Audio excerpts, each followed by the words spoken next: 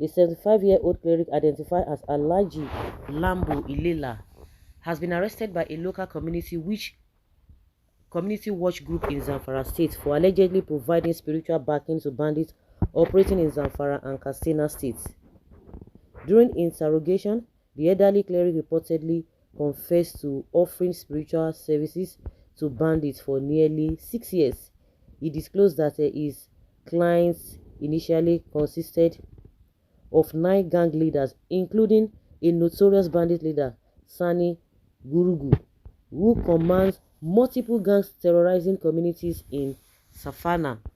Ilela further admitted to receiving a payment of 1.3 million naira from Gurugu in exchange for his spiritual services, which he claimed were meant to enhance the bandits' operations. The arrest comes as local vigilantes intensify efforts to curb activities of criminal groups and their collaborators in Zamfara State, a region plagued by banditry and insecurity. Meanwhile, the Savannah local government area in Katsina State has been a hideout for bandits. Some reporters gathered that Savannah and Faskari have become hubs for bandits who use the route to launch attacks because Faskari lies on the boundary between Katsina and Zamfara State.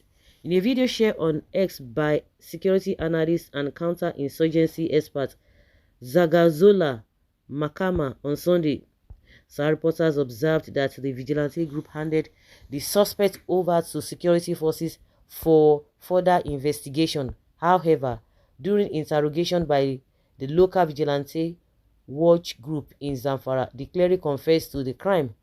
He said, "I am Alhaji Lambo Ilela, and I will tell you the Zamfara local community watch group what I am involved in. I was arrested for offering spiritual support to the bandits.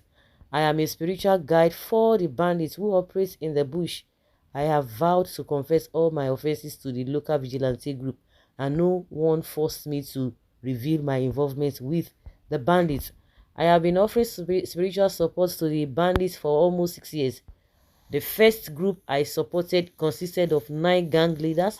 Among them is Sani Gurugu, who leads several gangs that operate in Savannah. He came to me and gave me 500,000 naira, telling me that they would return after their mission. I fortified them before they went to attack Dan Sadao in Zamfara State. When they returned from their operation, Sani Gurugu gave me 800,000 naira. The spiritual fortification I provided was successful. During the operation, they did not even kidnap anyone, but they rustled cows and other animals. There were confrontations during the operation, but no one lost their life. For the second operation, Sani Guruguru did not even give me anything, but he came to me and told me that they wanted to go to Faskari. After the attack in Faskari, some of his gang members were killed by security operatives. After he came back, he did not even give me anything. He complained that the operation was not successful because I did not fortify them all or well. Meanwhile, after the failed operation, Sani Gurugu came back and told me that they wanted to launch an attack in Dubura, Zamfara State. I also offered them further spiritual support, but their operation was unsuccessful again. On their way, after rustling cattle, they had a confrontation with security officers or forces, and 11 of his members were killed. He added. So, Benny say na luck, now they take get that one. So that means say no just they work anywhere.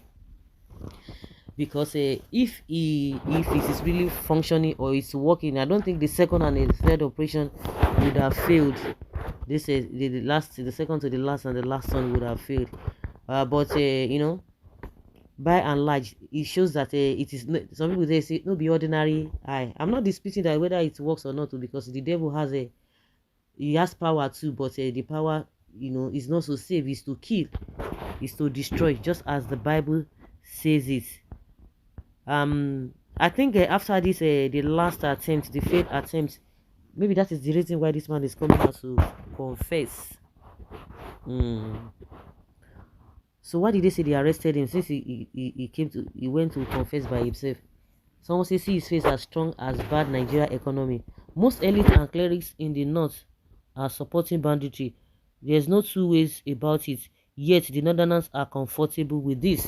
Is Nigeria not comfortable with what is happening? See, what is happening in Nigeria as a whole, it is just an unfortunate incident or situation that we found ourselves. You might, when you say some things are bad in different ways. Somebody can steal 1,000 naira, somebody can steal billions of naira, somebody can do this, somebody can, use impunity. We have a, what do they call this thing? Use a nepotism here and there. It is part of corruption. It is part of what is happening in that side of the country. They are comfortable with that. But when we look at it generally, when we look at Nigeria generally, what are the things that are not bad that we are condoning? You can imagine people making you are making excuses for bad politicians. You see that they are doing the bad thing, and which is affecting a lot of lives. Whether you use the motor to buy person, or you use another whatever object to take buy person, or you use your mouth to use to destroy somebody. At the end of the day, it's affecting somebody. So it is the same thing. Whether these guys are comfortable with the terrorism or banditry happening in their region, what about other places that you see that the politicians are stealing money and it's affecting the lives of the people, the money they are supposed to use to better the lives of the people, and you will come out and be defending them? Are you different from them? So Nigeria as a whole, like I always say, any government that have done their part, or anybody who has worked in government, they will always come out and say, oh, so time, and when I was in government I did this. You see all the governors, or all the past governors, all the presidents, oh, I did this. I say, okay, let's put all of those things that all the politicians or all the leaders in the past have done, and with the ones that are present, that are the ones that are there presently, with what they are doing, put everything together. Where are we? We are nowhere. We are nowhere. We've done nothing. Everything is just bad. So nobody should come and be bragging that I've done this, I've done that. What you have done, it's making no impact in the life of the Nigerian people, or in the in the nation generally. You can point fingers at others. The other ones are pointed at you. Why he did not even provide for himself to avoid the arrest? Okay, to have made them not to arrest him. Everybody in one way or the other supporting crimes. Exactly my point. Exactly my point. So guys, let's say your opinion and have your take on this. Thank you.